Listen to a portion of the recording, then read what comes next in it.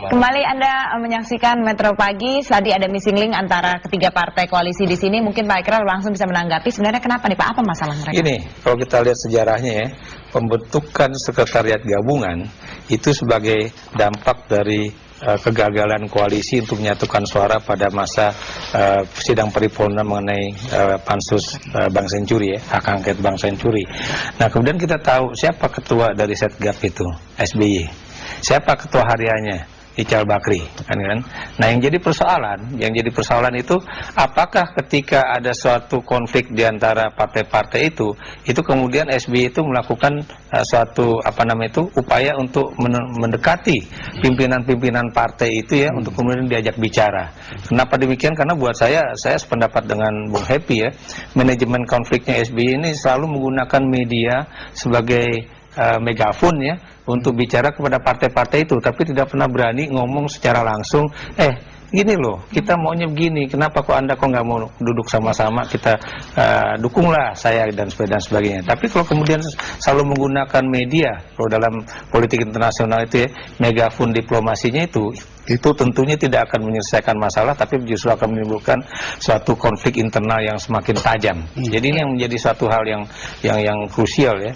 Kalau Pak Happy tadi juga sudah banyak bicara mengenai masalah internal ya. Nah, kalau internal partai Anda sendiri, katanya kan Golkar memang akan mengevaluasi juga posisinya dalam koalisi ya. Ini update terakhirnya apa dari evaluasi itu?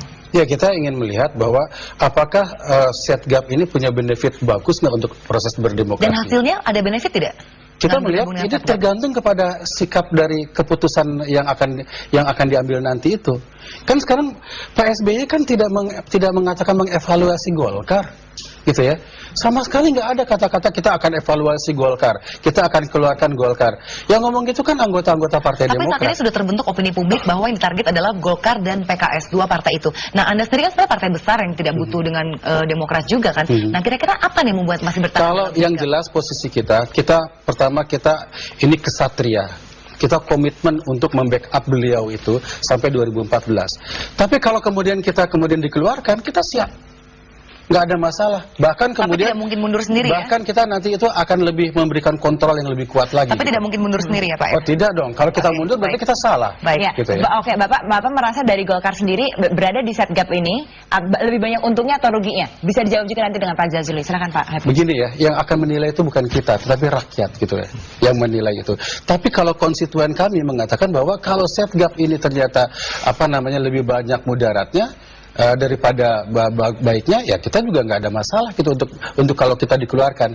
Tapi nggak mungkin kita akan mengeluarkan diri begitu gitu ya. Itu yang pertama. Yang kedua,